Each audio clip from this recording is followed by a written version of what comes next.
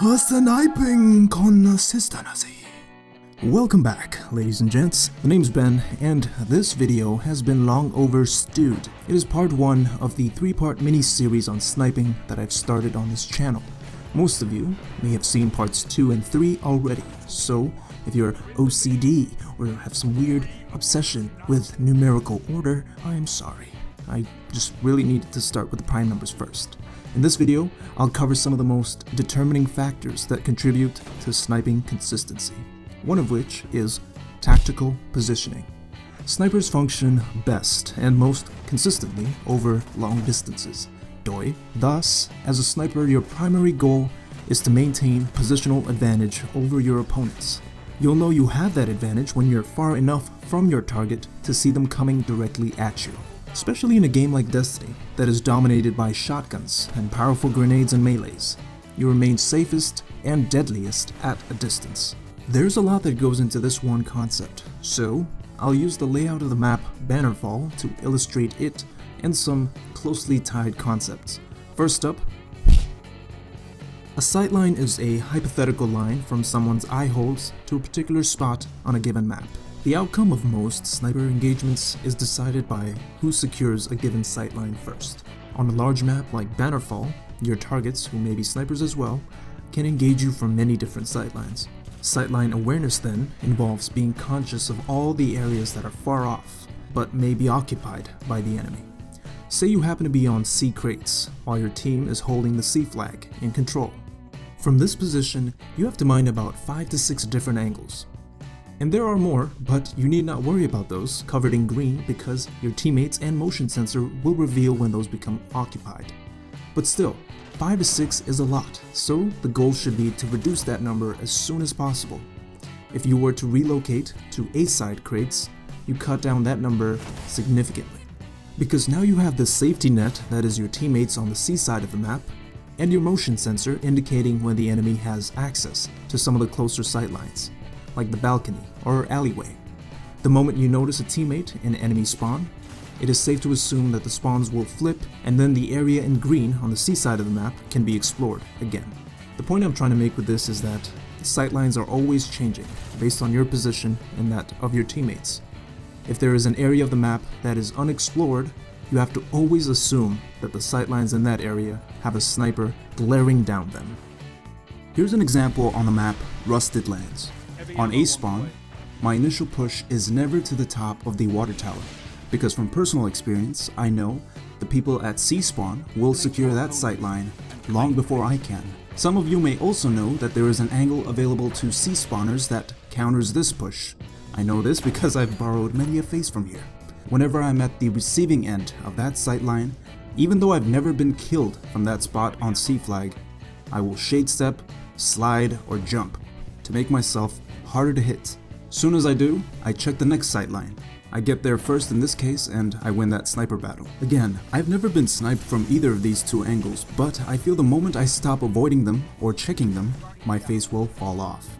If you've played the game Metal Gear Solid, you'll be familiar with this sound. Well, that sound plays every time I cross one or more of these sightlines without looking. It's like the fear of crossing the road without checking both sides first. Or when someone in the passenger seat decides to check for you and assures you that you're clear. I don't need your assurance. I need you to move your face and hair out of the way so I can see. My ex used to do that. She's single now. In short, be conscious of these sightlines. Most of them you'll develop an awareness for simply through trial and error. And others, well, from this video, and others like it, I hope. Next up is something I like to call minimal safe distance. It is any distance from which you can snipe calmly and comfortably. Normally, this is when all your targets will be approaching you head-on and when you have no fear of getting a shotty to the tummy. How do you maintain minimal safe distance? Here are 3 ways that I can think of. Number 1, rotating. If you look at any decent snipers play trials, for example, you'll notice that when they're left in 1v3 situations, they'll spend a lot of time resetting engagements and looking for new angles. That's them regaining the optimal range of their weapon. It's literally the most effective means of being consistent with a sniper. I know a lot of people will hold their ground with their snipers out and either rage when they die or accuse themselves of being bad with snipers. It doesn't have to be that way. You relocate, you reset engagements constantly. And believe it or not, Your personal minimal safe distance will continue to get shorter the longer you play as a sniper. Number 2. Baiting. This is a fantastic defensive maneuver. It's when you run at a teammate as if to say hello, but upon reaching them, you whisper, "Deuces." It works every time, all the time. It's too good, OP even. It's probably getting nerfed soon, and that's not even possible. FYI though, if you're ever in a 6v6 on the same team as me, and you see me running towards you, frantically, panically, it's either because the enemy team spawn flipped, or, more often than not, I'm running away from something bad. So, dear future teammate, couple things you should consider running. One of us is probably going to become dead, and by one of us, I mean you, because by the time you've remembered this message, I'm already gone. Sincerely, Teehee. Another way you can maintain your safe distance, or at least preserve yourself when that becomes impossible, is primary-ing. You won't always be able to avoid rushers. Sometimes you have to hold your ground, and this is where switching to a primary becomes essential. Not only will you have a better chance of coming out alive, but you also won't get discouraged from using snipers. Weapons like the Last Word and Doctrine are frequently used with snipers because they're the only primaries that come close to the time to kill of shotguns at close range. You can use other primaries besides those two, but you have to make up for the slower time to kill of your selection by spending a lot more time rotating to maintain a safe distance. So those were some ways you can maintain a safe distance. Now it's nice to be able to snipe comfortably from a distance and pick spots on a map with fewer sightlines, but all that will do you little good if when you have the shot, you decide to give your target 4 warning shots instead. I'm no stranger to this myself, and one thing that has helped me get on target quickly is strafing. Strafing is just lateral or side-to-side movement of your character, which does 2 things: makes you harder to hit in case someone is lining you up for a headshot, and gives you an additional means to line your sights. If you find your sights constantly overshooting, maybe because your sensitivity feels a little too high, try strafing to line your shots. You'll line your shots a lot quicker because you'll be making both vertical and horizontal adjustments at the same time.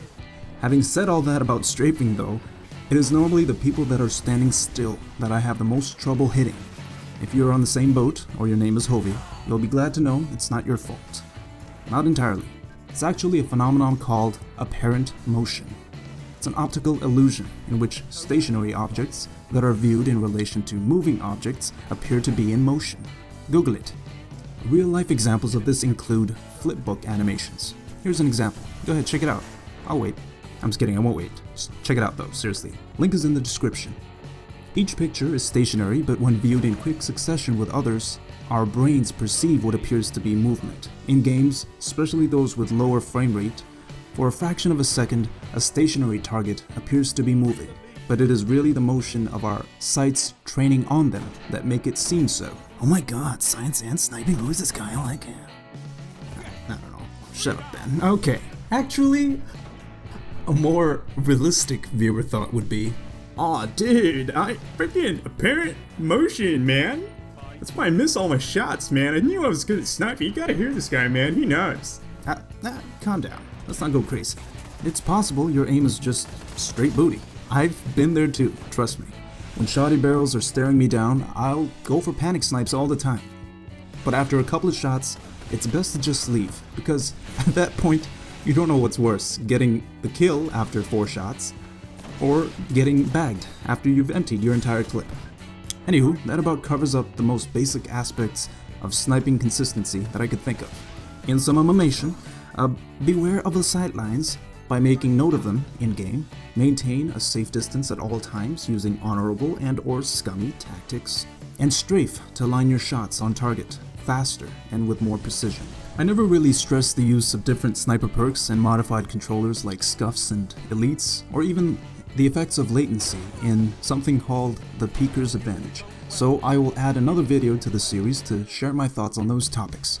I may have touched on some of them on a Planet Destiny video a long time ago, but since then, I've impulse bought an Elite controller, and this thing is awesome. I've been using it for 3 weeks now, and so I'll do a mini review on it.